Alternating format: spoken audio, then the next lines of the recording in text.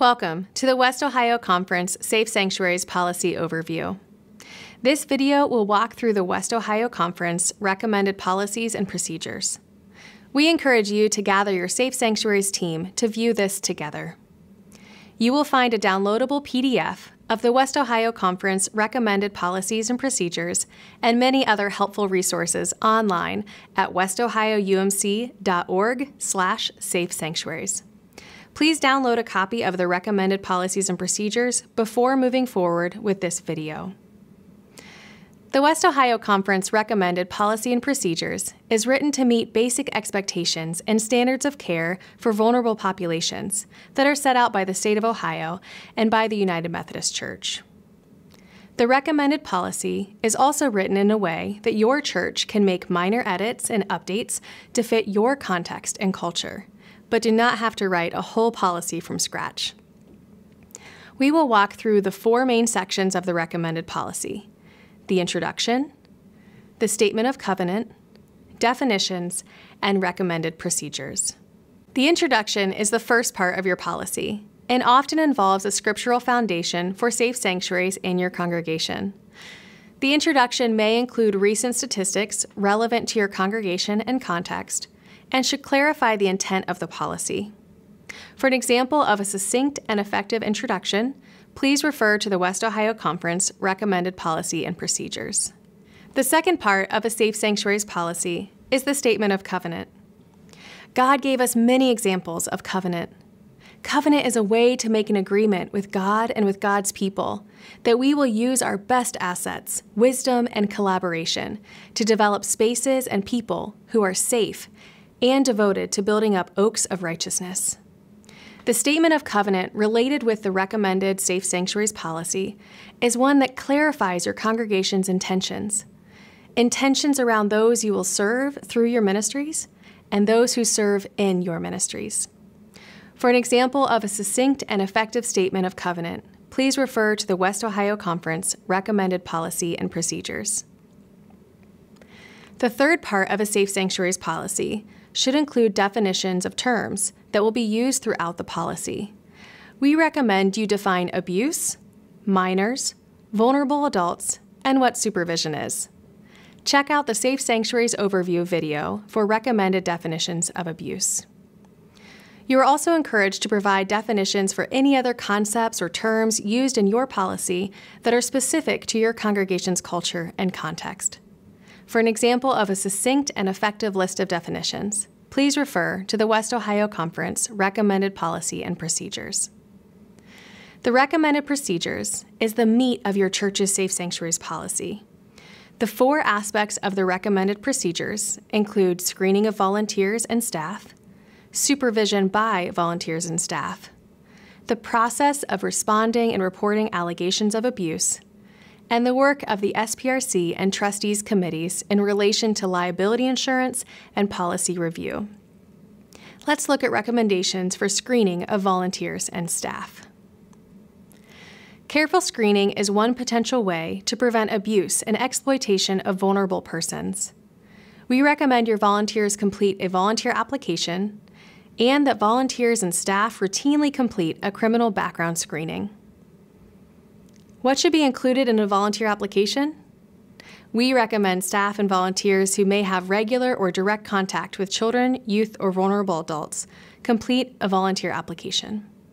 We encourage your Safe Sanctuaries team to create an application that includes contact information, experience and qualifications for the volunteer position, voluntary disclosure of past criminal history, including any criminal charges and convictions, authorization for the church to complete a criminal background screening, and at least 2 non-relative references.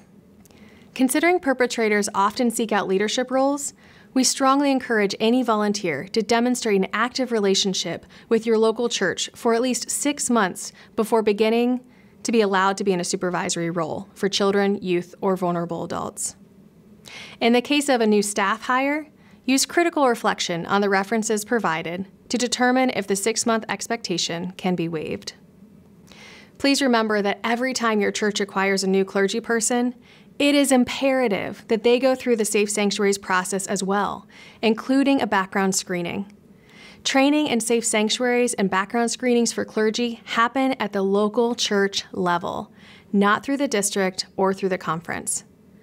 Background screenings have the capacity to create peace of mind by showing that the staff and volunteers working with our children, youth, and vulnerable adults have no known record of abuse.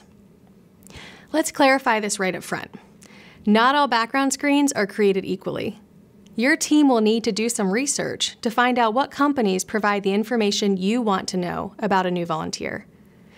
Most companies provide at least a criminal records check and a search of the National Sex Offenders Registry, but you will want to contact the organization to clarify what all is included in their background screens. For example, a new volunteer in the youth ministry is likely to provide transportation during youth events. You will want that volunteer's background screening to include a criminal records check, a county records check, a search of the National Sex Offenders Registry, and a motor vehicle check. Please note, most offenses will actually show up through county records. We recommend your church to, at a minimum, complete a state-level criminal records check. We consider this good. Better would be to complete a national criminal records check. And best would be to complete a national criminal records check with fingerprinting. Fingerprinting can be expensive for churches with limited budgets, but it is one of the only ways for background screenings to catch aliases used by a person. So good, state criminal records check, better, national criminal records check, and best, national criminal records check with fingerprinting. There are a list of organizations that West Ohio churches use, provided on the website under the tab Screening. Some organizations only provide background screenings, and others provide holistic support, including online trainings, 3-year reminders for background screenings of volunteers, online volunteer applications, and much more. Also, reach out to your church's insurance company. Often insurance companies will provide discounts for background screenings because it shows your church is taking precautions and preventative measures to reduce your liability. We encourage churches to complete background screenings on all volunteers and staff, including clergy, every 5 years, better every 3 years. All records should be kept secure at the church location and be accessible only to specified church leaders. Now let's talk about the results of a completed background screening. For the most part, since volunteers are willing to complete an application and know they will have a background screening completed on them, you won't find too many flagged background screens. If you do have a background screen that comes back flagged with an offense or conviction, each conviction should be evaluated in view of all the facts, including the date of the conviction, the nature of the offense, the volunteer position that is being sought, and how the law plays into their serving. For example, if someone was flagged for gross misconduct with minors just a few years ago, you probably wouldn't place them in a supervisory role with children or youth. But if they are willing, and the church is willing, they may make a great volunteer on an adult-only local mission team. Churches should comply with the Ohio Revised Code, which identifies certain convictions, like sex offenses, that generally disqualify a person from serving with vulnerable populations.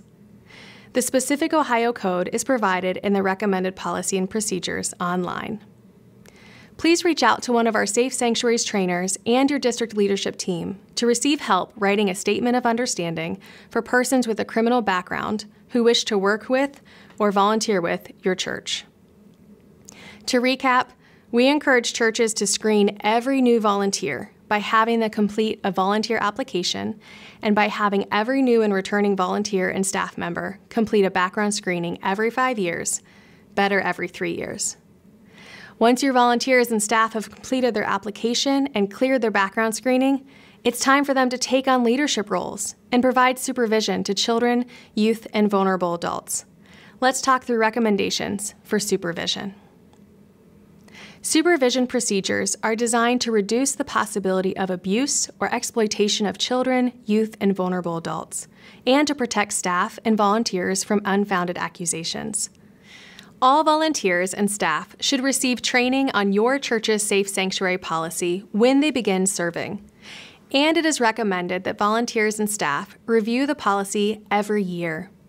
Additionally, trainings for volunteers and staff are encouraged. Trainings could include a review of signs and symptoms of abuse, practicing role plays, learning about new research on mental health or care of vulnerable persons, and more.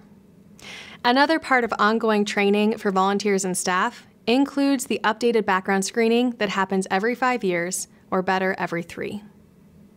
Best practices for supervision include an age recommendation, minimum supervision standards, and alignment with appropriate ratios.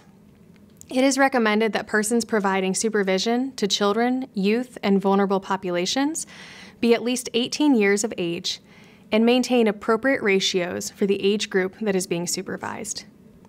Additionally, we recommend the use of the 2-adult rule and/or the rule of 3. The 2-adult rule states that there will be at least a minimum of 2 unrelated adults present for any ministry event. This may include the presence of an assigned adult roamer who moves in and out of rooms and spaces where ministry events occur. The rule of 3 states there will always be a minimum of 3 unrelated people together for ministry events. This can be 2 youth and 1 adult, or 1 youth and 2 adults.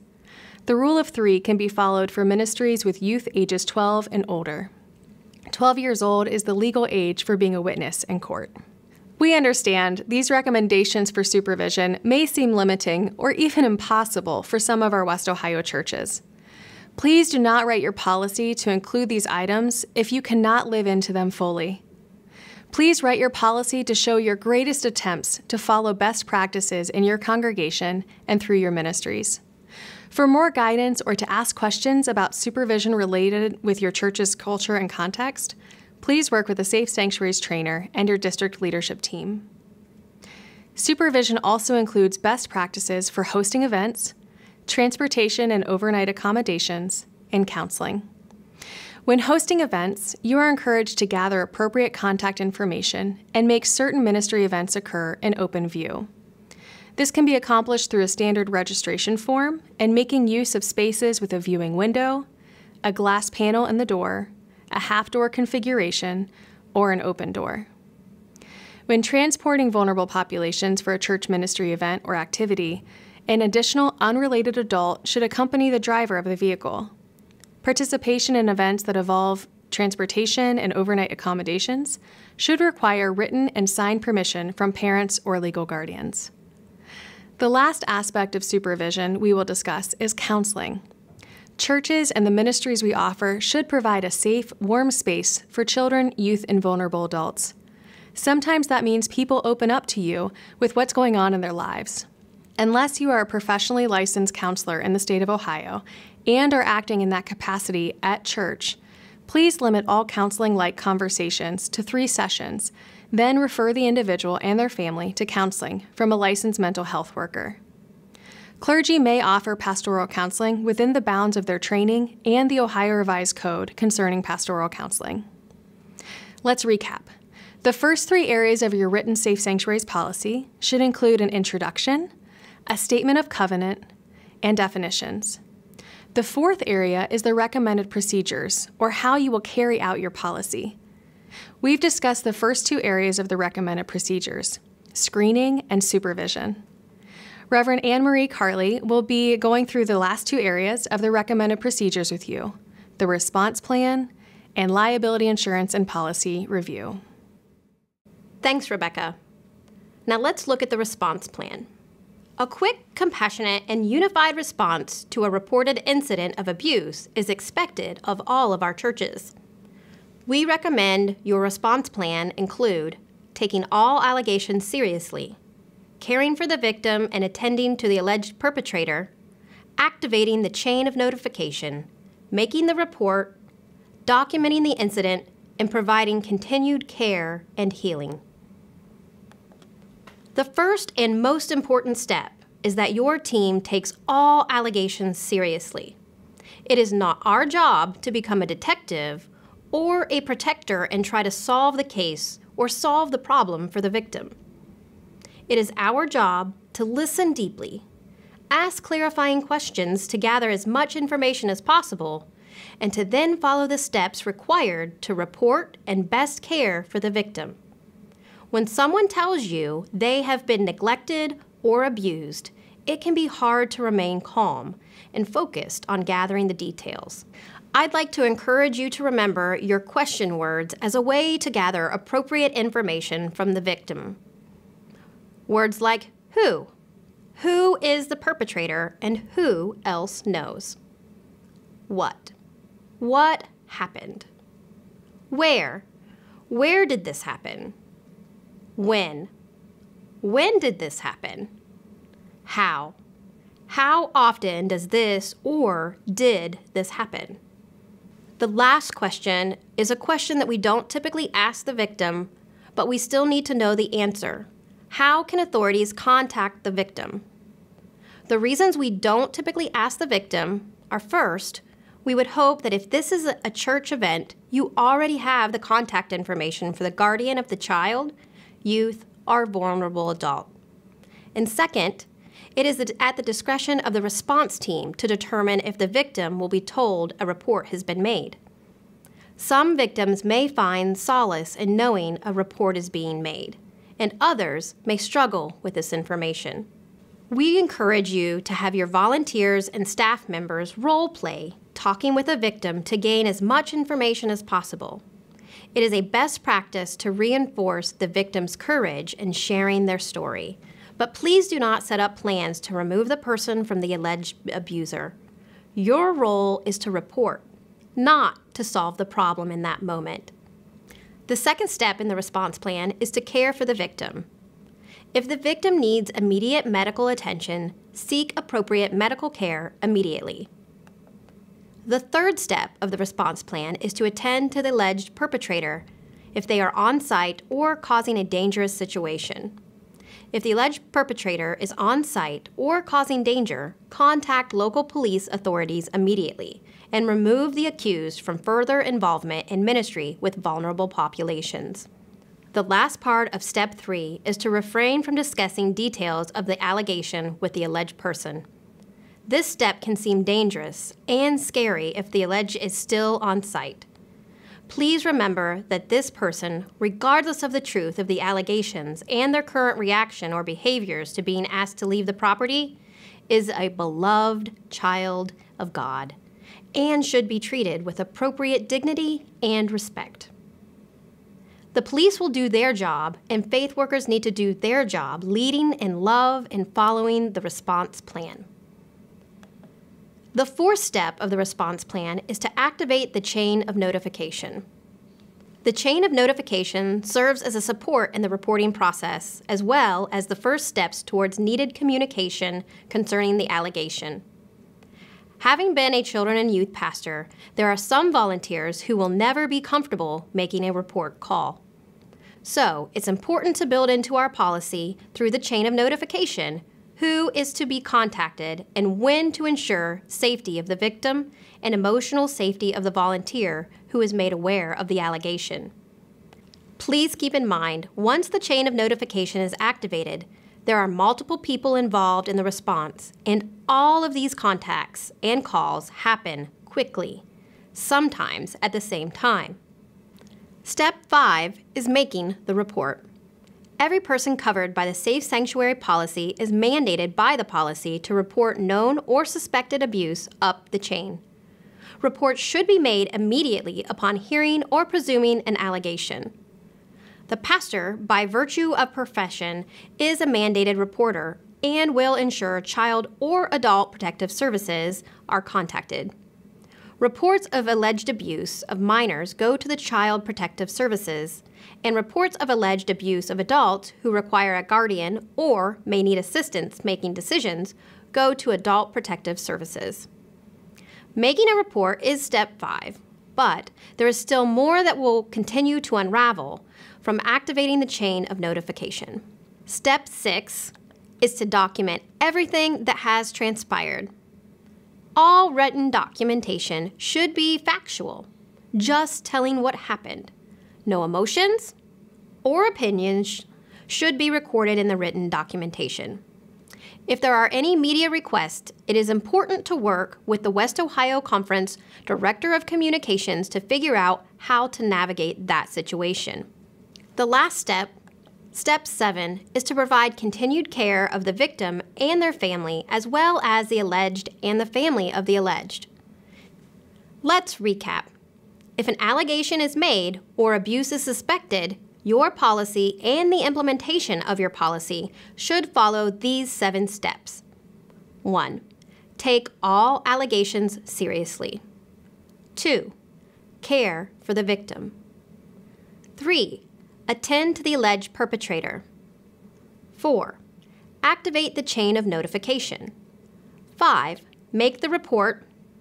6. Document. And 7. Provide care and healing. The last section in the Safe Sanctuaries policy should address liability insurance and policy review. It is important for your church to obtain an insurance provider who knows how to work with churches and provides coverage for the expansive ministries your church offers. For more information on choosing an appropriate insurance company, go to westohioumc.org and search Property and Liability Insurance to see a list of recommended insurance companies for West Ohio churches. Additionally, Safe Sanctuary policies are to be reviewed annually and updated to fit the changing needs and realities of the local church. Each year during Charge Conference, the Safe Sanctuary policy can be signed by the pastors or pastor, the church council chair, and the trustees chair. Please upload the updated policy annually as well. Thanks for joining us on this quick tour of the West Ohio Conference Recommended Policy and Procedure. For more information and support on developing, refining, or implementing your church's Safe Sanctuaries policy, check out westohioumc.org/Safe Sanctuaries.